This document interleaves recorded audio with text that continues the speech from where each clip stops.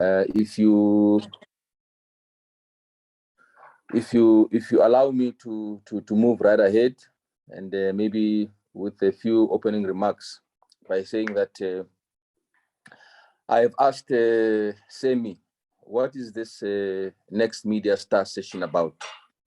And he gave me a very long explanation of what is it that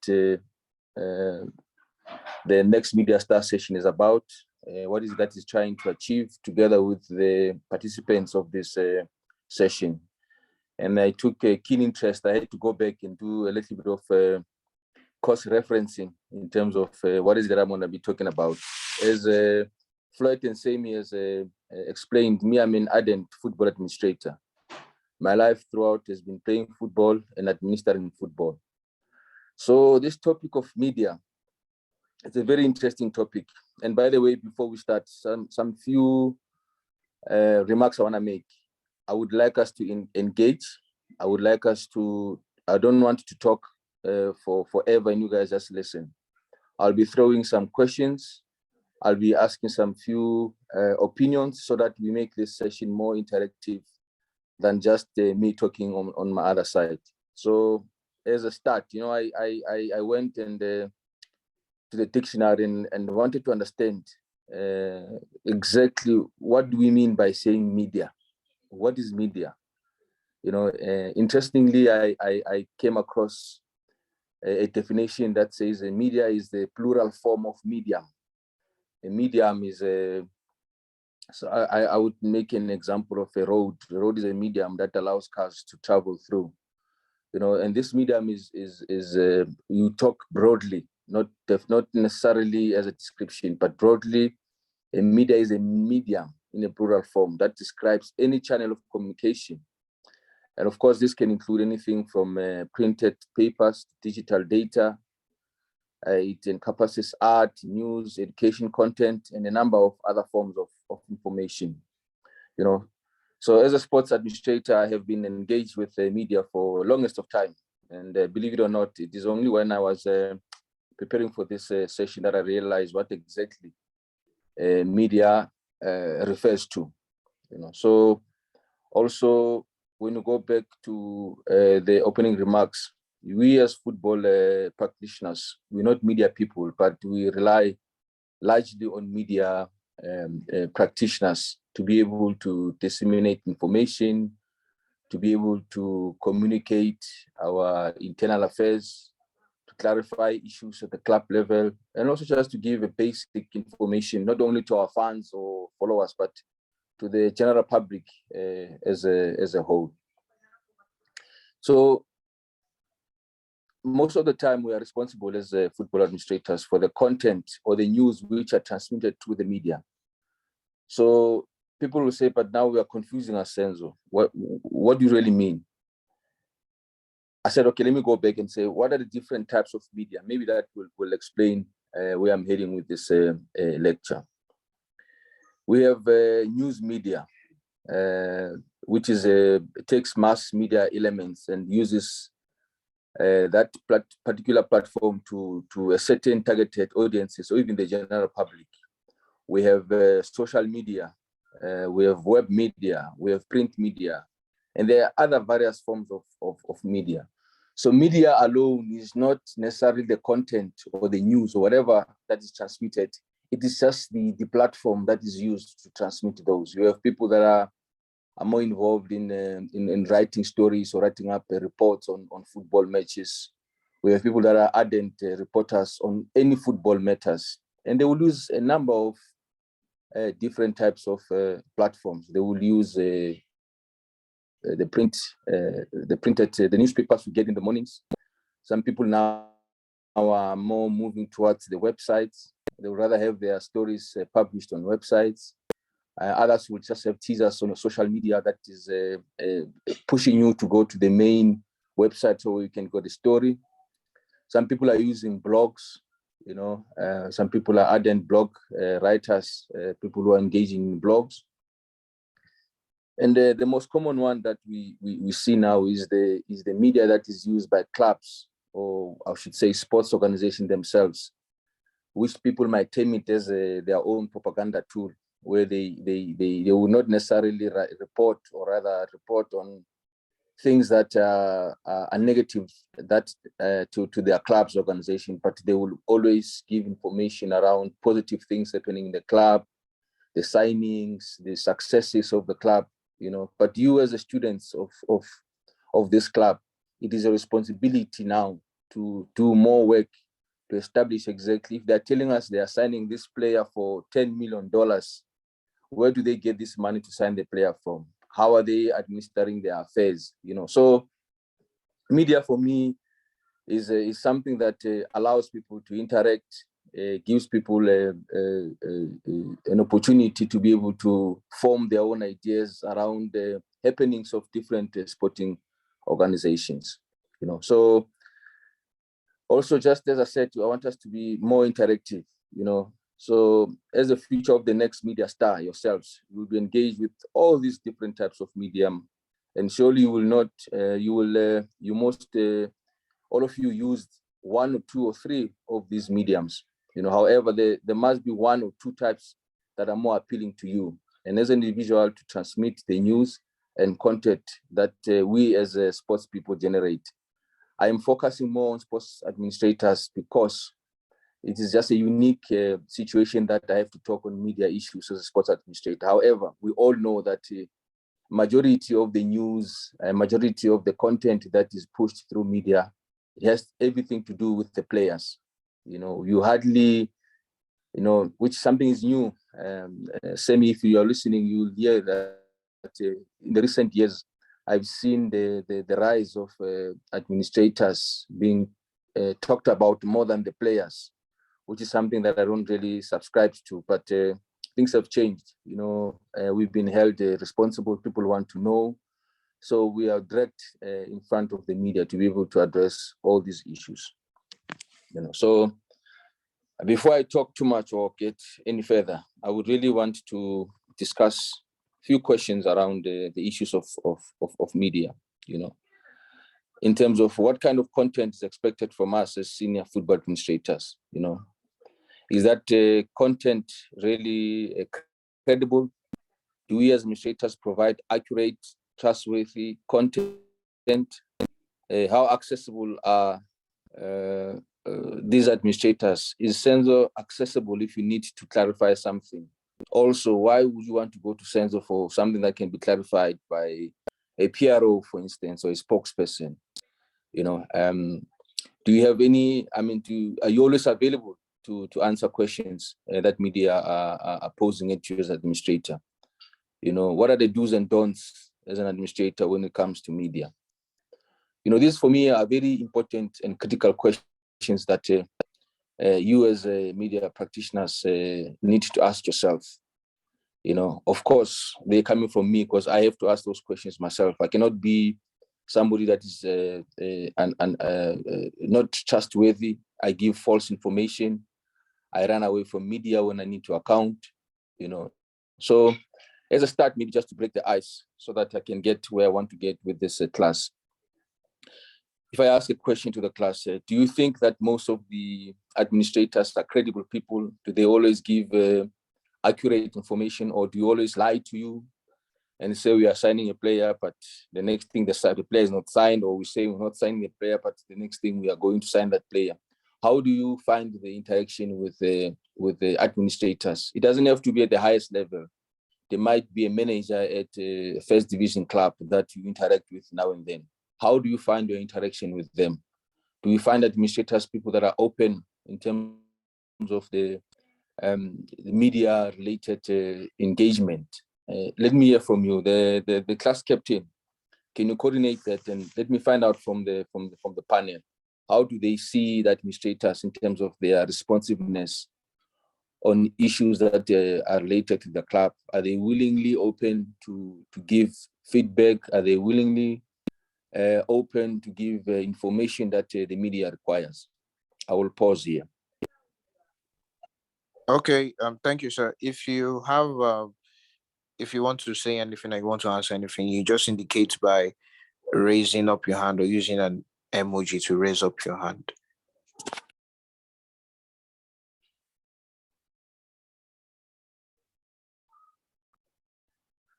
So first, I'll go first. First of all, I think the administrators use the media, not necessarily to disseminate information. That's why I think they use it to set their agenda, as because the media is now like a tool for them to set their agenda, because there's some information that the administrators will not want to disseminate, or will not want to show that, okay, this is the current situation of the club right now. So I think they just use the media to portray what they want the public to know, that to believe that is happening in the club. That's what I feel about the administrators. They are not, some are not necessarily true, but most of them are true. But there are some critical situations where they just hide some things away from the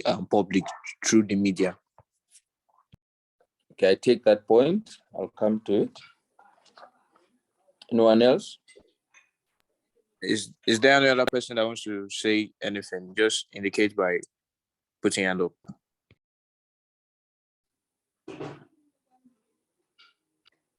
If there's no one, we can move. In Abasi Gospel, the floor is yours. Okay, thank you very much. Yeah. So also, I believe the administrators in media clubs are not that truthful. Just like the last captain said, they try to set agenda. They try to tune the minds of people. Mostly when there are questions that are being asked on how the clubs are being run, on how things are going on, they tend to release some other information that will divert most people's attention. We can take it from we can take an example from the Man United issue. They demanded a reply from the Glazers family, and all of a sudden they brought in Casemiro, and everybody now have diverted their attention from the present situation in Manchester United, and they are focusing on Casemiro, and they also gave them Anthony. That made totally people are focusing that there's an issue in Manchester United. So I think the football administrators, some clubs, try to cook information that will suit and bring a level of balance between the supporters, the audience, and the club in order to curtail chaos. Thank you very much, sir. Noted. Thank you. Let's take class two. Is there any other person? Indicates by putting up your hand. Any other person?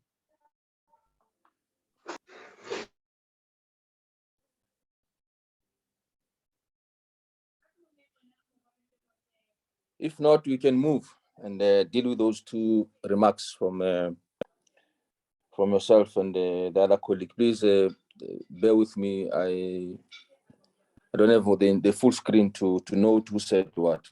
Firstly, let me put it this way to you. In any organization, there is an information that we all know that if this information goes out, it will really create chaos in the club. That does not necessarily mean that we divert away from the core issues. However, I would say that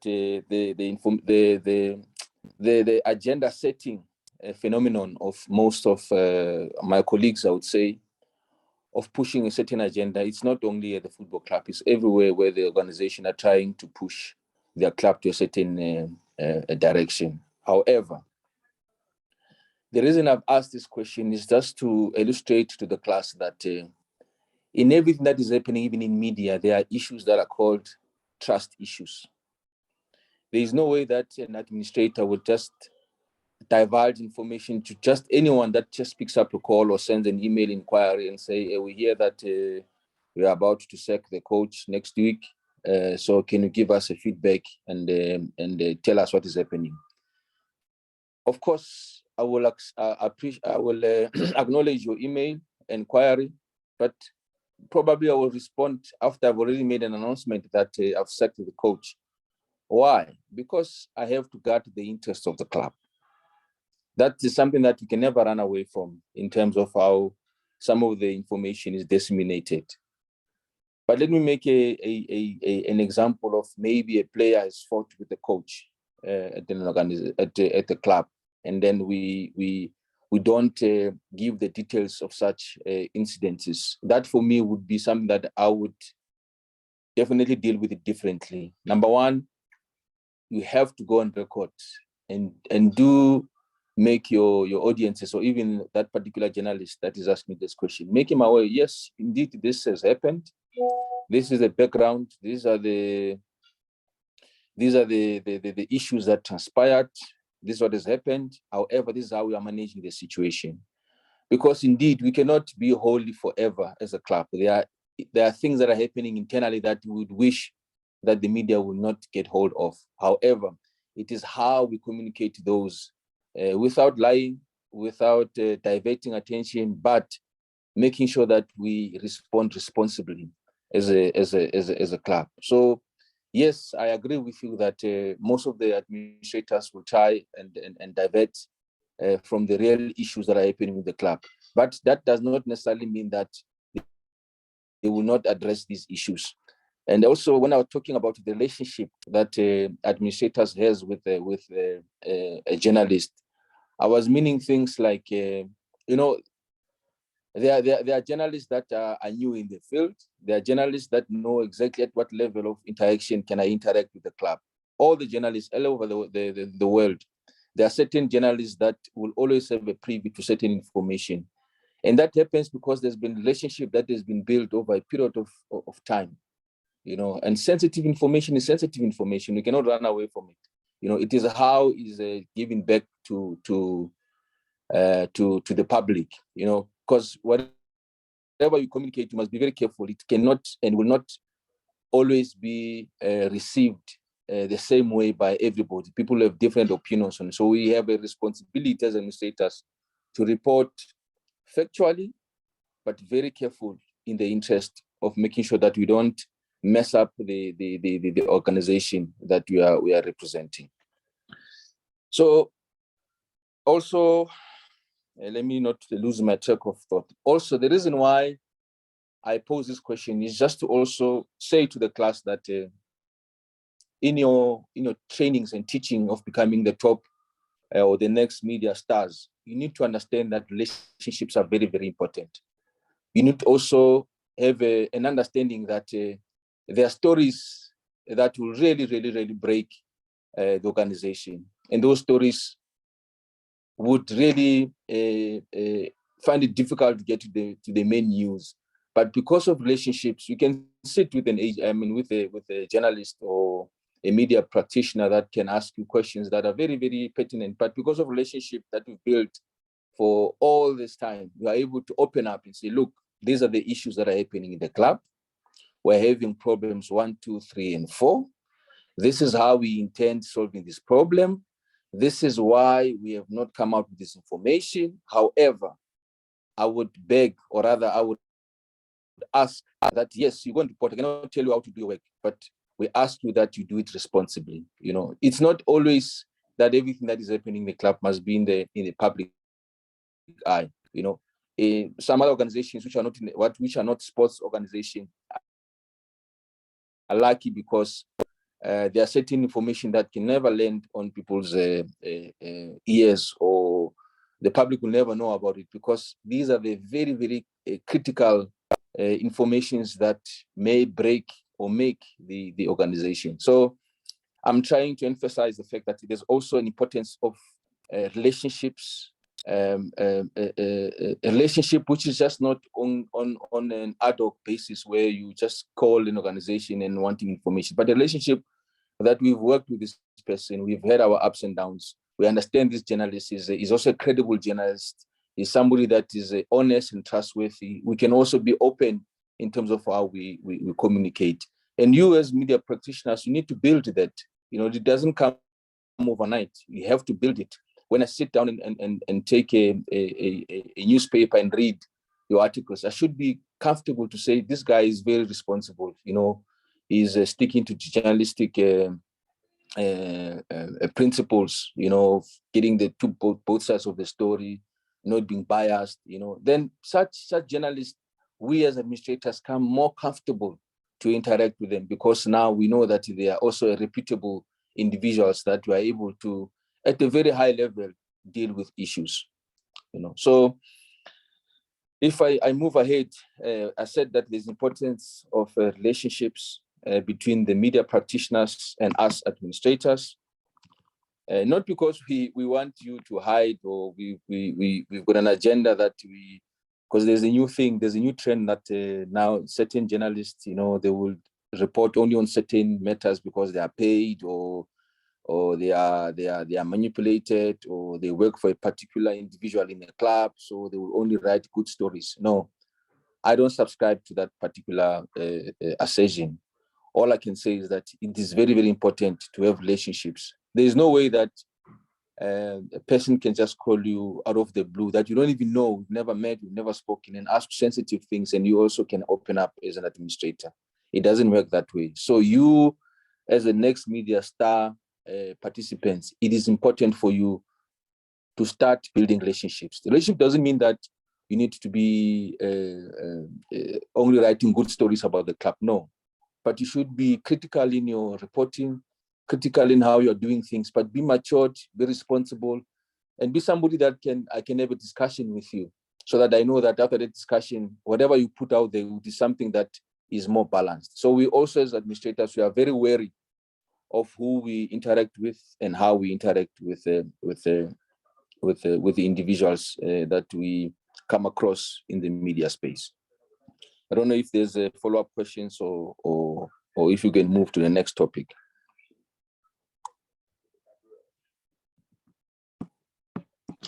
Class captain, is there any question? If there are no more questions, you let the lecturer know so he can proceed. If anyone has a question, indicate by raising up your hand. Otherwise, we move on.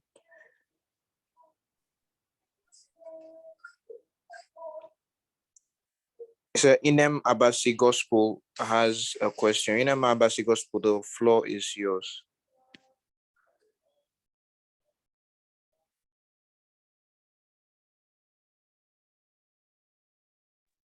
Inem Abasi Gospel, the floor is yours. Okay, sorry, I didn't unmute my mic. Thank you very much, sir. So please, you made mention of building relationship with administrators. So my question goes this way, please, how can an upcoming journalist or a newbie journalist, what are the steps he could take to build a incredible relationship with administrators in order to have their trust, so they could also interact with him or her, basing information for him or her? How can someone build that relationship, sir? Thank you.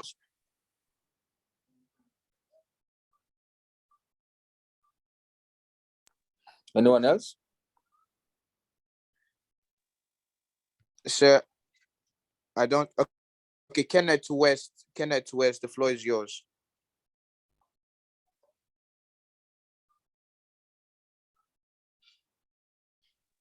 Kenneth West, the floor is yours. Okay. Thank you.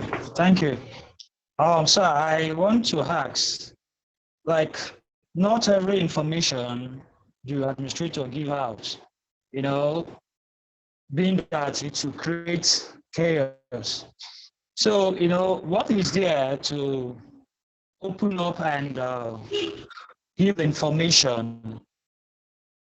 And after giving the information, you know that we are free from such guilt coming from the angle of the public. Because if it is good, it is good for all. If it is bad for all. Because, if everyone seek for the good of an organization, I think they need to know every information too. So what is the big thing of keeping such information? Thank you, sir. Okay, sorry, please, before we go to the next question, the gentleman who just asked the question, can you please disable your video? Thank you. Can you disable your video? Thank you. Can you disable your video, please? Thank you.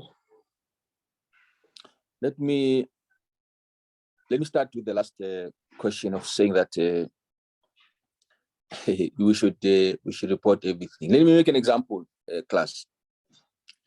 Let's say that we are in the verge of signing a very big sponsorship with maybe one of the telecoms in an organization, and these telecoms are very keen on fronting maybe 2 of our players or 3 of them as ambassadors for the organizations. And right in the middle of that, we find out that Mr. Semi now, who is one of the identified ambassadors of this new sponsor coming in, is found to have been speeding, as an example, found speeding, and he was arrested and something happened to him.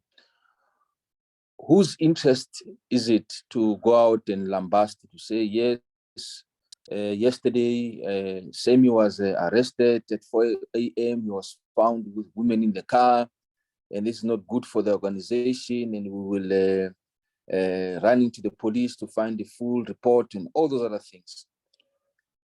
It is not to say that that does not happen, but it is how this comes to the public. We have to be responsible in the manner in which we report.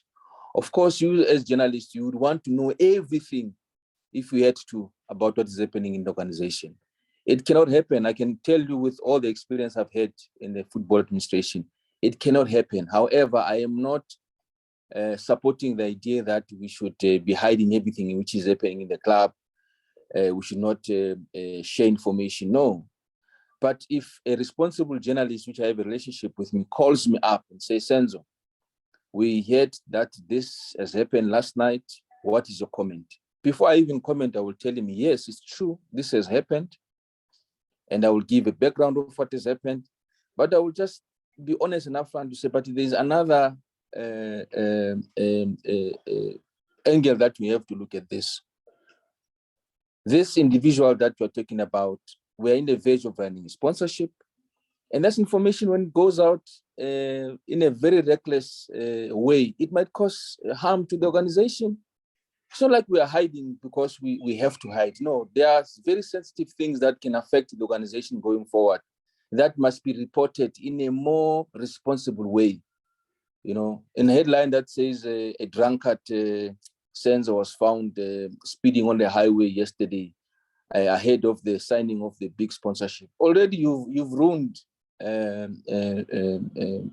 the possible good media coverage for the sponsor the following day. However, I am not saying that that should not be reported, but a responsible journalist who understands the ins and outs of his trade and understanding the consequences of their writing will still write a story, but in a more responsible way.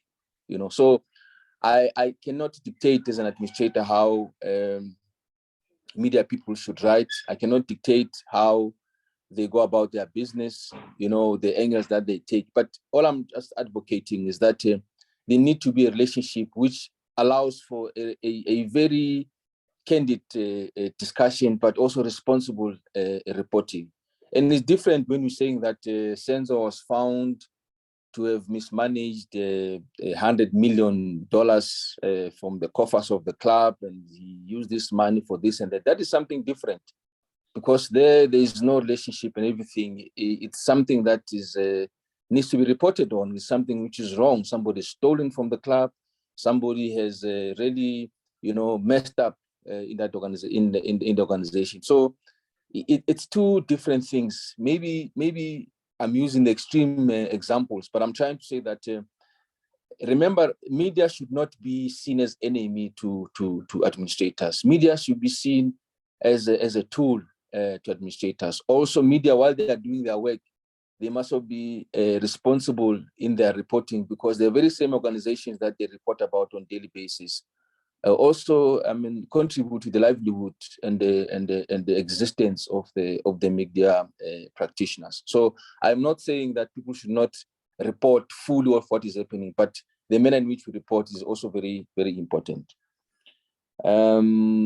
You've asked about building relationships. How do you build a relationship? Let me give you an example. I went to Nigeria, I think last year or two years ago, to play in a CAF interclub. There was an incident of one of the clubs that I used to work with that happened in Tanzania, and you were asked that people were mistreated, and so in Tanzania, what is your comment on that? And I commented responsibly to say, yes, indeed, there was an incident, but I gave the side of the story of what is happening. We never ran away from the incident itself, but we gave the context, we gave exactly the factual background of what happened in that particular interaction. That alone shows that the person that was responsible for the interview understood what happened, got the side of the story from the other club, but wanted to hear from us as we were hosting the Nigerian club in Tanzania for exactly what has happened. For me, these are small things that you start building relationship with people because of the manner in which they approach issues. So somebody who's irresponsible will just go and write or put out an audio without even giving you the opportunity to respond and to respond adequately, So slowly but surely, such individuals, you take note of them. So now I know when I go to Nigeria, there's a journalist called Mr. X, who is very thorough in his reporting, who is very thorough in his writing on whatever has happened, whatever incident. So that person, when he calls me again, I'm more open to speak to him because of the manner in which he started and how he does his business. I'm not saying you must be on my side. You can still hammer me very hard on any issue, but the manner in which you do, the manner in which you approach, and the manner in which you balance in terms of your reporting, we will always assist you in ensuring that people gain more trust in dealing with you. Relationships are also built from very, very, very minor issues. Small things like an introduction. Today we're meeting in this class. There's many of you that are listening or that will interact, but maybe after this meeting, you'll get a WhatsApp or a message to say, thank you very much. The lecture was good or the lecture was not good. These are the challenges I found with the lecture. That alone is building relationships. That means I see that, oh, this gentleman is got an interest in this, and he has got an interest in understanding more what I meant by this and how he also poses his questions in terms of the topic that we had. So you're also building relationships. That means now I'll have your number. We'll start interacting. The next thing we'll be talking about off topic, about EPL or about a Nigerian league or about Ghanaian league or about anything. Now the biggest topics like this Super Cup or Super League that is coming up. So slowly but surely, by interacting, getting feedback, you're starting to build your own relationship with media. Let's make an example with a team in first division, maybe back in Nigeria. How do you build a relationship with that team manager? Simple things like attending press conferences, making people aware that you are in the room, asking pertinent questions, giving feedback, your write-ups, balanced write-ups. People take notice, and we start taking you serious to say that particular journalist, he's a very astute journalist. He knows what he's doing, even though he has a go at the club, but he's balancing his stories and is giving a true reflection of what is happening in an organization. So in my view, that is how we start building relationships. There's no way that will be the relationship that the first time we meet, the very first time you go and write up a story is a very big negative story about the club. So already you're shutting us down because now the manner in which you've gone about it, you are saying to us, no, you are fighting, or you have a particular agenda that you are pushing. However, I'm not saying that people should not be free in terms of how they want to write their stories and how they want to disseminate information to the public, what angle they should use and all that. No, we're not dictating that. All we're asking is that let it be a responsible reporting. Should we move to the next? Is there any other question? If there's no other question, I think we can move on now, sir. Okay, thank you.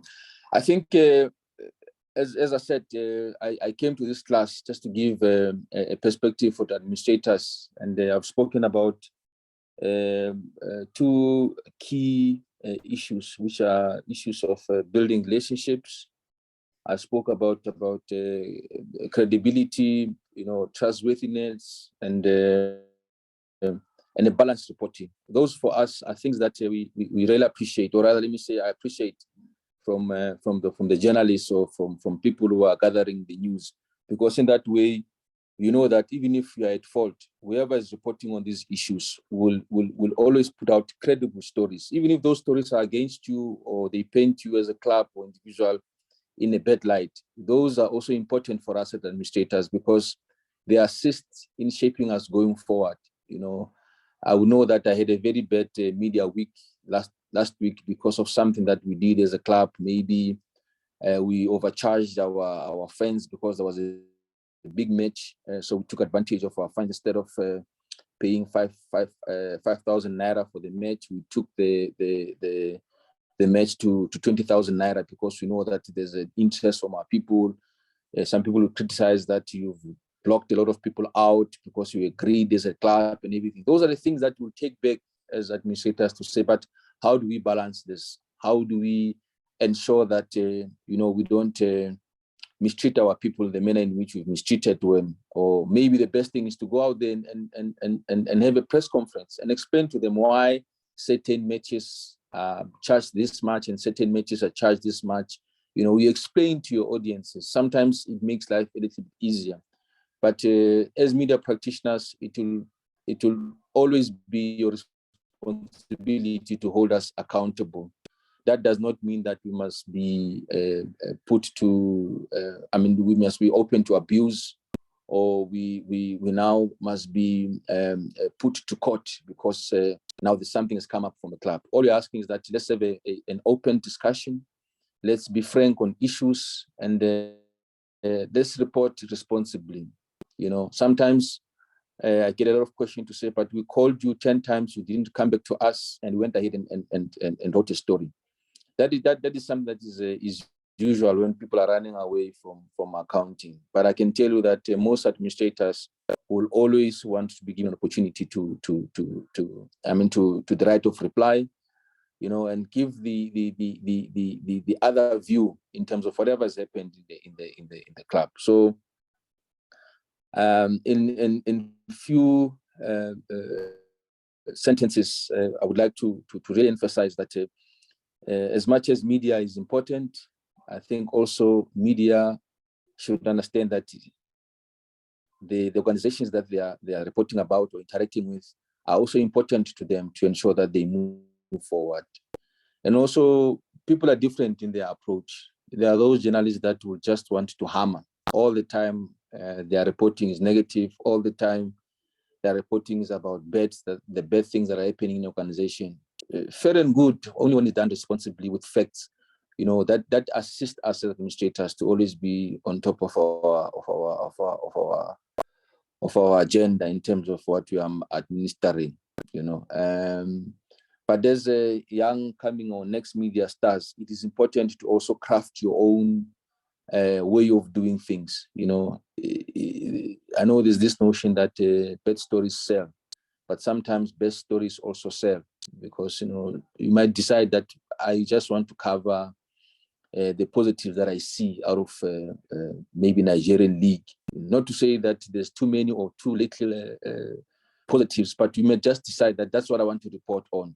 That might also have its own audiences that will want to see or want to hear about those positives that are happening in the league.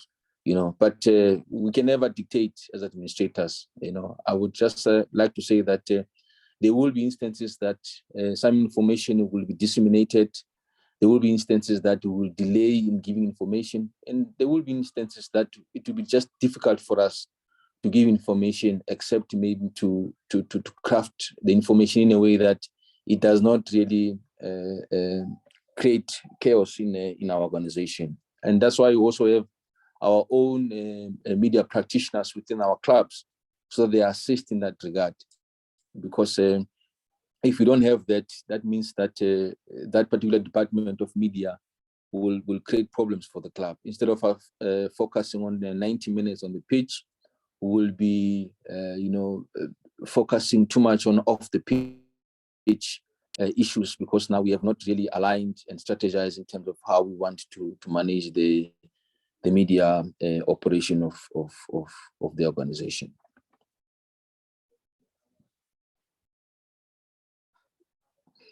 Right, Captain.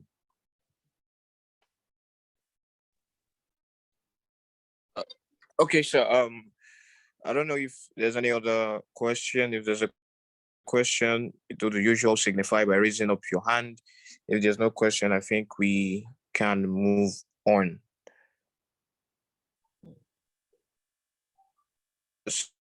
So I don't think there's any question. I think we can move on, sir.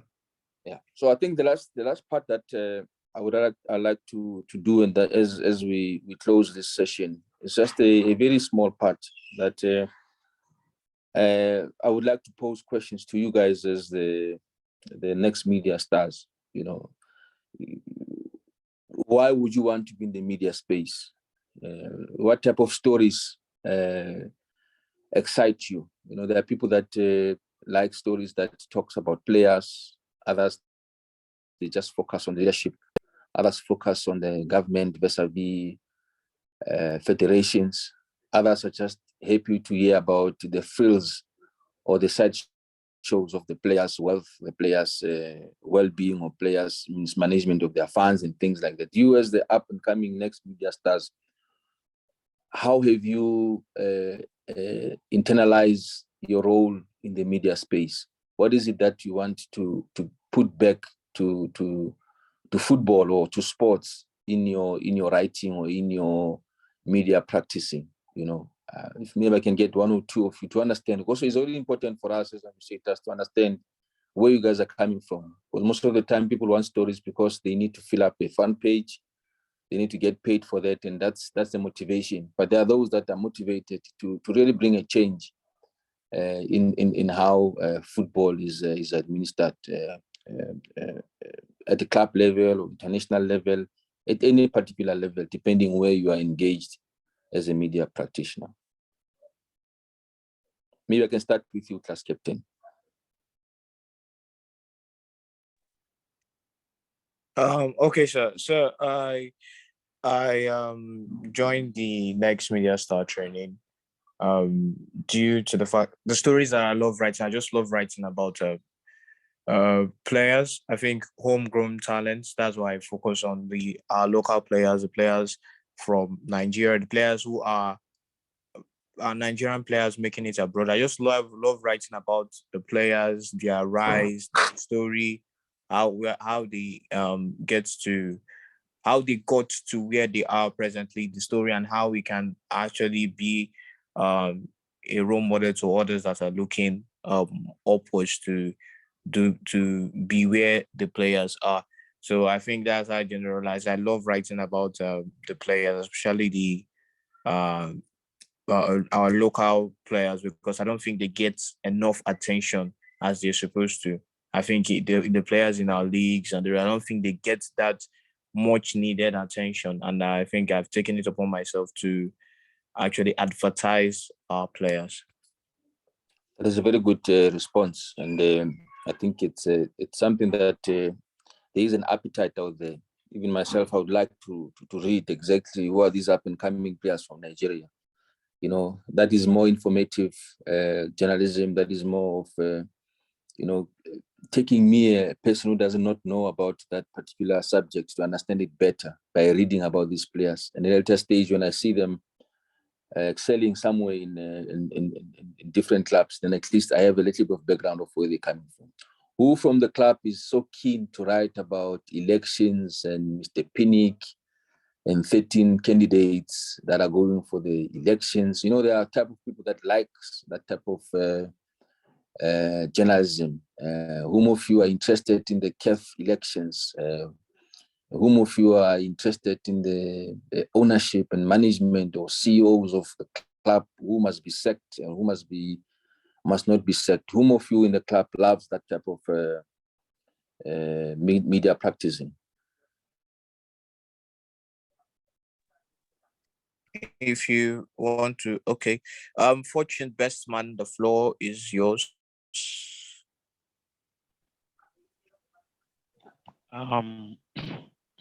Good day, everyone. I I joined the media platform, to I write about players and had a farewell on and off the pitch, and what go on in their lifestyle and how they respond on the pitch of play, and how the media, talk about their lifestyle and all that, and how they respond to it. I go into details on that and more about the players though, their life, their lifestyle and everything they do, both their career, their football career and any other career they do alongside their sporting, ambitions. So that is it. No, thank you. Thank you. I think you're not far off from the class captain as well in terms of how your involvement in the media space has been, which is something that I think most of the people appreciate. And, it's something that is more informative, and it brings us closer to the players and understand players better as individuals that are playing for different clubs. I've posed a question: who likes to write about the big stuff, about elections and the fights and everything from the administrators? Anyone from the club? From the class? Sir, I would want to answer before I let the others answer. I actually also write about the CAF elections. I think this the CAF elections that will hold on September 30th, the NFF election, sorry, that will hold on September 30th is actually a very important one. I don't many Nigerians weren't satisfied with the 8 years that Amaju Pinnick put in, and I think the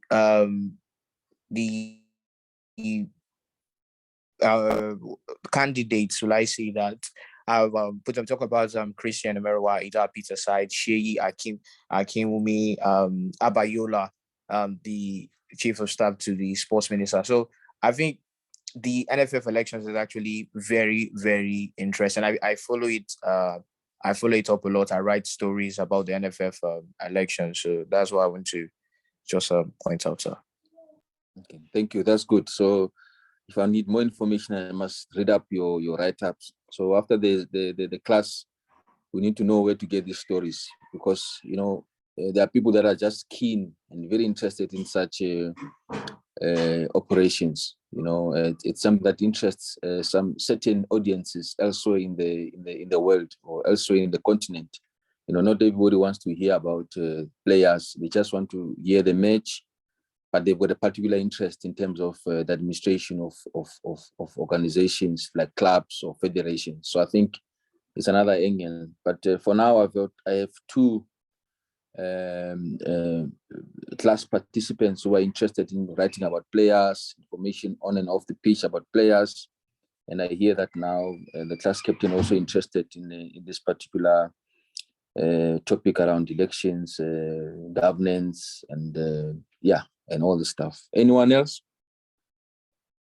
Yes, sir. In name of Basi Gospel, you go next. Your floor is yours, in them. Thank you very much. So I joined the media, next media start joining because I have this desire to try to write towards how our league is being run.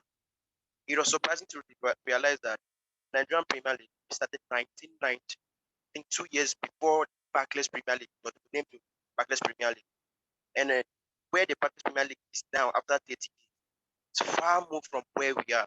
So I'm trying to streamline the positive aspect of how the administrators over there are taking what they are doing today and bring it down to also write about it, so that how we can also implement how our administrators, how those that are running our league here can also look towards improving our league and not towards being in power. Because I just like CAF and the NFF election that is coming up, I think most of the candidates are just want to be in power. They want to be in power, but do they have what it takes to improve our league, to make our league is not even on TV.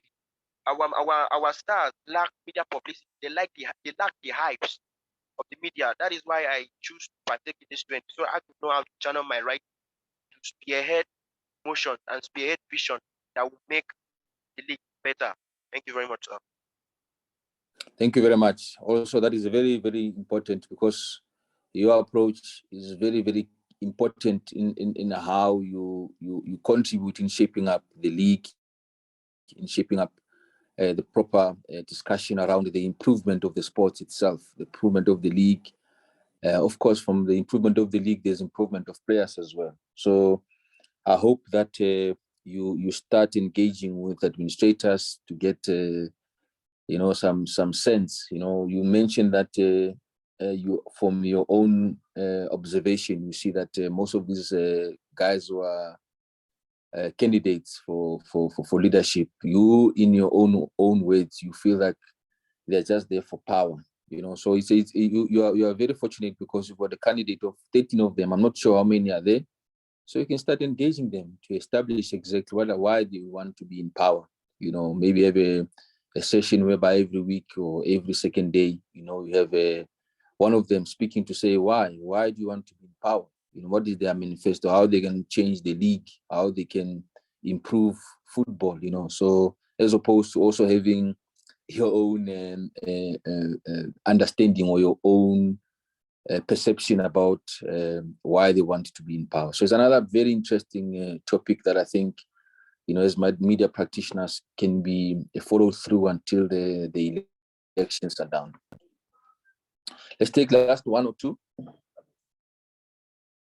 Oh, okay. John Peters, the floor is yours. And please, if you have raised up your hand before, can you just put it down so the other people can have the opportunity to speak up? John Peters, the floor is yours. Thank you very much, sir. Thank you to our lecturer. I really appreciate these lectures. Based on the questions just given to us, somebody like me, I take pleasure, just the pleasure in watching sports, but not the writing part of it. But from what I've just learned from the lecturer, I think it has inclined my interest on the writing part of it, but from ground zero. I don't know anything about the writing in terms of sport, the players and all that. I don't know if there is any way that someone like me that does not know anything about it can be assisted. Pay me money, I'll teach you. My boss. Thank you, sir. Okay, let's take last two, please. Okay. Kenneth West, the floor is yours. Kenneth West. Oh, one of the reasons why I took part in this next media start training is that I want to join the sensitization of sports in Nigeria. There's this common belief in Nigeria that nothing comes out of sports, and a lot of parents will not want their children to partake in sporting activities. So I would love to be part of the sensitization that sports is a good thing to venture in. And above all, I love to be a football commentator. Thank you. Thank you, sir. Okay, I think my remarks on that would be that you see, that's another avenue, because sport is not necessarily only professional sport or professional football. There's amateur football, there's a recreational football, which is also important for the livelihoods, or rather for the healthy upbringing of kids. Not everybody who starts or who plays sports at school level will eventually be a professional footballer. But I think you would have chosen a particular space in your practicing of this media reporting and content creating, because you will now be focusing on parents, on school bodies, on community clubs to realize that kids are better off when they are playing sports. Not everything that we are discussing today should be about commercial sports. Not everybody will reach that level. But if you are a journalist from this next media star session, wishing to pursue that it's something that can also be of importance and can also open other doors to partner with even government institutions as you are pushing a certain messaging or a certain agenda in terms of how you want to like you say, sensitize people when it comes to the importance of being involved in sports. So I think it's something that can also work, and I see this more of a community based and more of a community interaction type of approach in practicing your media activities. So it's something that I think can work. Let's take a last one, Captain. Okay, sir. Vincent Diamond. Vincent Diamond, the floor is yours.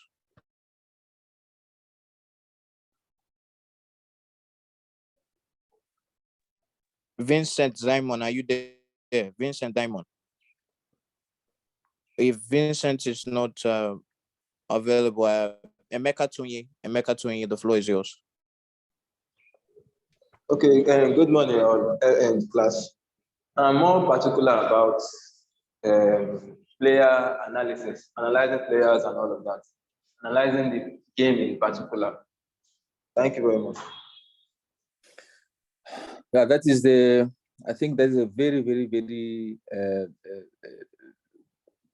common type of reporting recently. And I think it's a very, very good way of going about the space you want to be in, because now even that space, the stats is available. There's so many companies that are providing instant information, instant statistics about players, about the match. So if you're somebody that is really keen on numbers, keen on that type of reporting, it's something that can really work, because there are those people that might not have the ability to even explain those numbers. But if you're a reporter that is so focused on numbers and statistics, you are able to also have your own audience that can follow your work. Also, you can be a contributor to those big guys that are writing on the matches. You can just be a guy that provides the stats of the matches, stats of the players, stats of the teams, stats of the national teams in the past 3 matches. This is how they played, the squad analysis, their weaknesses, and strong points, and all those other things. I think it's another path that I see as a lucrative one that can really open a number of doors. And also remember, we will sometimes do need the stats. Sometimes we know that the team won 2-1, but not enough information how they won, how the first goal came about, So those things are also very important in my view, So I think that will be the last question I take, or rather interaction from the class that I will take, and also go back to the reason why I came in. I came in here as somebody that has been in administration of football for a number of years now, and giving my own understanding and interpretation, and also advice on how best to have this relationship going with administrators, and also trying to make you aware that there are certain things we as administrators have to deal with that you guys might feel that we are hiding away from you, but it is in the interest of the organizations that we serve.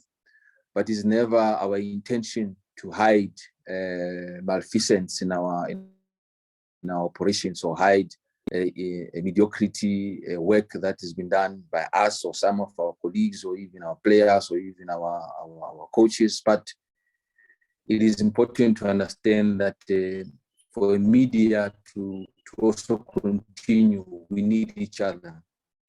Not everything that is happening in our organization, which is bad, is about reporting. But however, you should not be afraid to ask the right questions. You should not be afraid to, in the path that you've taken. I mean, the last couple of speakers, they were speaking about the particular direction they want to take in terms of their media practicing. So you have to, give it your best in the direction you're choosing.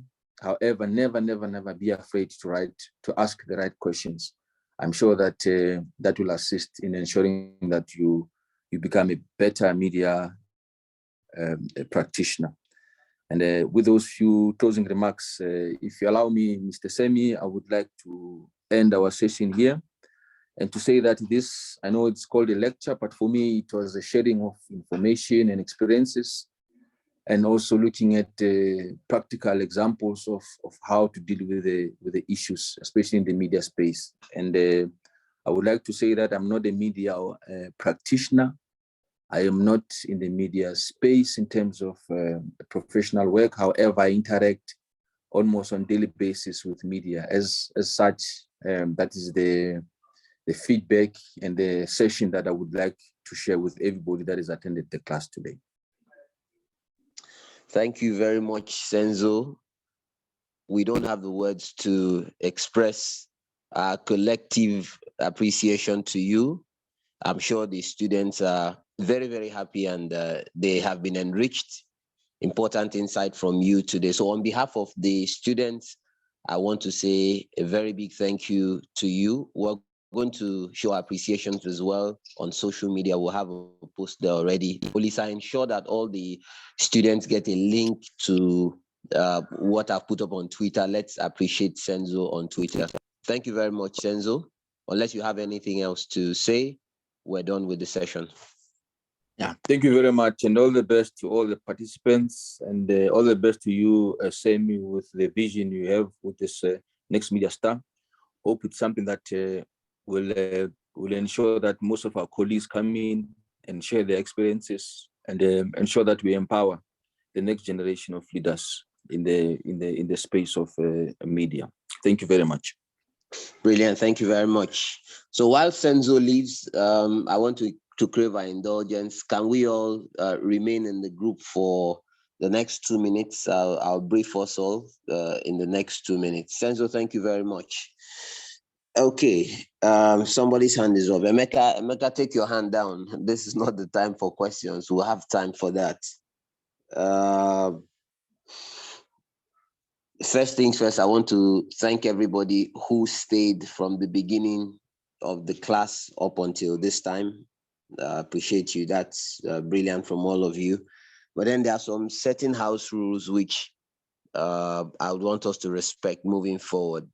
It's understandable that some of us broke those rules because I think some of us didn't know one of it. I saw one person who was asking a question and his video was on. Please, let's not do that next time. There's a reason for that. I'll explain that in future. Let's always disable our videos when we want to ask questions. And please, if you want to ask a question and you're in a noisy environment, please don't unmute your mic. You can type your question. There's the message part. You can type your message there, shoot it through. The class captain will see it and will read on your behalf.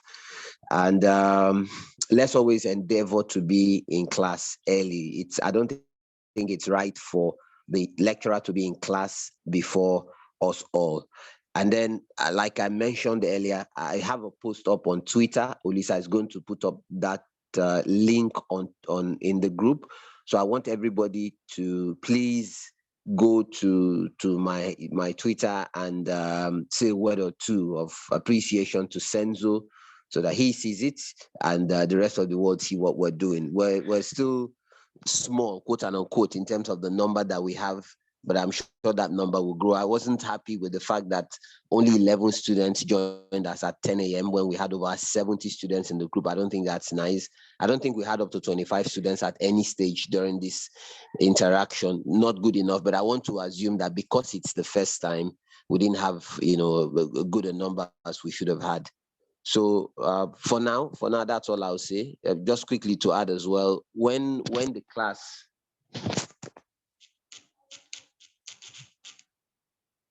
Olisa, just confirm that you can hear me, please. Yes, sir. Okay, I thought you guys lost me for a second. When the moment you gain entry into the Zoom meeting, just mute your mic. The only person who shouldn't is the class captain and the lecturer. I know that some of us don't know how to use Zoom very well. I'm going to post this in the group because I think it's even going to be more important to those who are not here. Some people don't even know how to install it in their phones. If you don't know how to, or some are here, they don't know how to unmute or anything, or they don't know how to send the messages, you can contact Ulisa privately. He will guide you on how to use Zoom effectively. So for now, that will be all. Sorry, just in summary, we have a tradition. Whenever a class concludes, the class captain, of course, will, I say this because every one of us here hopefully will be made a class captain between now and the end of the training. There are days we're going to have 4 classes. Look, I know it's going to be stressful on us. I know it will be capital intensive. It's not easy to get data, I understand, but I want to appeal to all of us. Make this sacrifice for the next 28 days. I beg you, just make the sacrifice and you'll be happier for it. Olisa is going to post the attendance in the group, and then everybody who was in class today, I want to see your assignments, your take-homes. What did you learn from this class? I'm looking at the time now, it's 11:29. By 2 p.m. latest, I want to see the assignments of everybody posted in the group, your name, your full names, and then what you learned. Don't go and lift somebody else's work. If you do that, you're not helping yourself. I want to know, I was in class from beginning to end. I know everything that was said. I know who and who asked questions. So please, everybody, I want to see what you learned in class today. Goes back to what I said earlier. You can take a horse to the stream. You can't force the horse to drink. I've talked plenty. We've been here since 10, over an hour and a half. We'll have another class for today. So I'll let us unwind and then tell us what we learned in the class. I'll talk to you guys later. Does anybody have any question to ask? Does anybody have any clarifications he or she needs before we knock it off officially? Any questions? 10, 9, 8, 7, 6, 5, 4, 3, 2, 1. Okay, no questions. Thank you very much. I'll talk to you guys later.